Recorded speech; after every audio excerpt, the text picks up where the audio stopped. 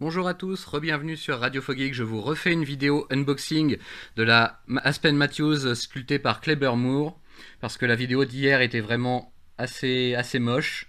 Donc là je vous fais un petit topo, un petit détail. Voilà, ça c'est la boîte. Là le sarcophage en polystyrène comme on l'a vu hier. Et cette fois je vous refais... Ah pardon le chat. Je vous refais un unboxing digne de ce nom, avec une lumière digne de ce nom surtout. Voilà. Donc vous pouvez admirer la statuette. Je vous laisse l'admirer sous toutes les coutures.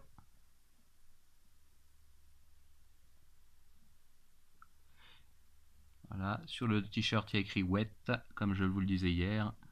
Et on peut admirer les effets du jean, du mini jean plutôt. Les jambes qui sont musclées, fuselées. Et la base, comme vous le voyez, elle tient grâce à un petit bout de métal fiché dans la base et qui se plante dans son pied. Ce qui fait qu'elle tient pas en équilibre, elle tient relativement bien sur son socle, mais elle est quand même assez fragile au niveau du socle et du maintien, donc il faut faire très attention. Donc voilà, je vous la montre, la base qui fait penser à une énorme goutte d'eau, c'est très réussi. Je vous la fais tourner un petit peu, pour que vous puissiez voir notamment le travail de sculpture de Kleber Moore sur les mollets. Voilà. Regardez un peu ce travail magnifique. Je rappelle qu'Aspen Matthews est un personnage qui est une surfeuse et nageuse professionnelle de niveau plus qu'olympique. Donc la musculature s'explique d'elle-même, toute seule. Et moi je trouve ça extrêmement fascinant et très bien réalisé sur cette statuette. Voilà. Je vous permets de l'admirer un petit peu. Regardez-moi ce dos, ses épaules.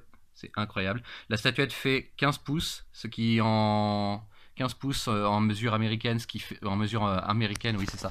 Donc ce qui fait environ 35 à 40 cm en système métrique, donc chez nous. Voilà, donc vous imaginez la taille, et elle est assez massive, assez lourde, malgré la finesse générale du modèle. Elle est assez lourde, assez massive, donc c'est plutôt une très bonne surprise, de très bonne qualité, que j'ai réussi à me procurer. Le seul défaut que je trouve, comme je vous le disais hier, ce sont les cheveux qui ne sont pas super bien travaillés, mais ça vient d'une scène ou d'une couverture de la série Phasm de Michael Turner, où ce personnage est représenté sous l'eau, avec les cheveux donc flottant dans l'eau au gré du courant. Et pour la tenue en revanche, elle est inspirée de cette image qui est une image tirée du premier chapitre de Phasm, il me semble. Voilà, juste pour la tenue, puisque vous voyez bien que le modèle final n'a pas cette posture du tout, et n'a pas la serviette pour se sécher les cheveux, quoi que ce soit. Donc voilà, c'est petite déception, c'est pas exactement l'image dont je suis amoureux, mais c'est une très belle représentation malgré tout d'Aspen, et je suis très content de la voir. Voilà, elle est très jolie, elle finira ses jours bien exposée dans une vitrine qui lui correspondra. Voilà. N'hésitez pas à faire des retours si vous voulez plus de détails. Il me semble qu'elle a été sculptée en 2019, mais je vais d'abord regarder le socle. En 2020, excusez-moi, en 2012. Non, voilà, erreur, 2002. Voilà, autant pour moi. Elle date de 2002 a priori, d'après le copyright sous la statuette.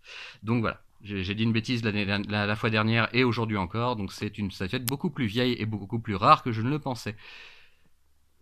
Par Kleber Moore, qui est plutôt connu pour ses petites figurines plutôt qui arriveraient à ce niveau-là, à partir du socle, des figurines d'une quinzaine de centimètres environ en général, d'une quinzaine de centimètres, qui représentent toujours des jolies filles ou des personnages de comics indépendants comme Phasm ou Lady Death ou Purgatory, Lady Demon, ce genre de choses. Beaucoup de Chaos Comics, et Vampirella aussi, que je possède. Voilà, mais donc c'est la première vraie statuette de ce sculpteur que je me procure, et je ne m'en lasse pas. Elle est vraiment magnifique, et on voit que sous cette dimension-là, il a vraiment du talent, et il est vraiment excellent pour représenter les formes féminines, surtout les formes toniques. On va dire ça comme ça.